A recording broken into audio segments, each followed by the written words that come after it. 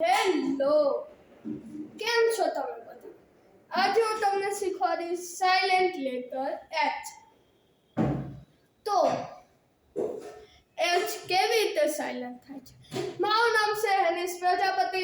હું આજ શીખવાડીશ silent letter H. H કેવી રીતે સાયલેન્ટ થાય છે? મેં તમને કહ્યું હતું કે આપણે એક સિરીઝ સ્ટાર્ટ કરી છે જેનું નામ છે silent letter A to Z. હા, તો એ સિરીઝમાં આજે આપણે સાયલેન્ટ લેટર એચ શીખવાના છે. તો ચલો, એચ કેવી રીતે સાયલેન્ટ થાય છે તે આજે આપણે આજના વિડીયોમાં જોઈશું. તો જો ઓ પહેલા એચ આવે તો એચ સાયલેન્ટ થઈ જાય છે. હા, એચ પ્લસ ઓ બરાબર એચ સાયલેન્ટ. હા, ફરીથી કહું, સૂત્ર ફોર્મ્યુલા ફરીથી કહું. ઓ પહેલા એચ આવે તો એચ સાયલેન્ટ થઈ જાય છે. એચ પ્લસ ઓ બરાબર એચ સાયલેન્ટ. હા, તો આજે આપણે થોડા તેના ઉદાહરણ જોઈશું. તો પહેલું ઉદાહરણ તમને સ્ક્રીન ઉપર બાજુમાં દેખાતું હશે, તમારી જમણી બાજુ અને મારી ડાબી બાજુ. તમારી જમણો જે હાથ છે એ બાજુમાં દેખાતું હશે. દરેક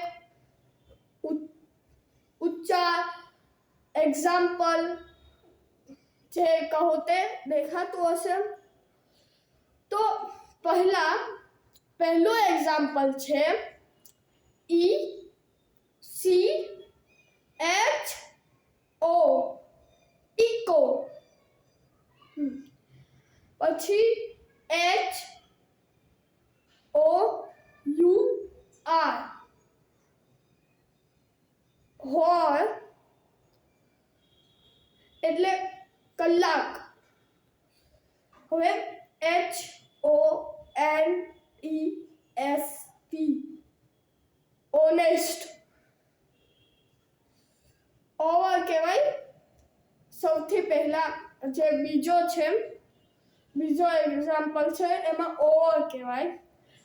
હોર, હું એટલે કે હોર વાંચતો હતો, પણ જ્યારથી મને ખબર પડી કે ત્યારથી હું પણ આને ઓવર વાંચું છું. તમને પણ એ જ વાંચવાનું છે જે હું વાંચું છું.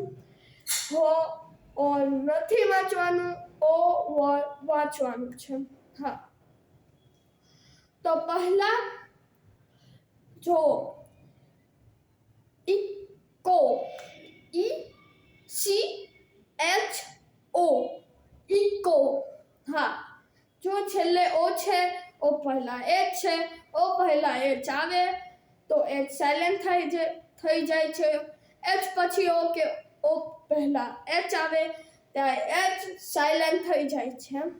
હા, તો હવે આગલું example H O U R, over. ખાલી ક્રિકેટમાં જોવા નથી આવતું, આમાંય ઓવર આવે છે. ઓવર એટલે આમાંય આવે છે, ક્રિકેટમાં આવે એવું એકલું નથી કે ક્રિકેટમાં જ આવે, આમાં પણ ઓવર આવે છે. ઓવર એટલે કલાક. હા, ઓવર એટલે કલાક. હવે કલાક, વાગ્યા એટલે ઓ ક્લોક થાય.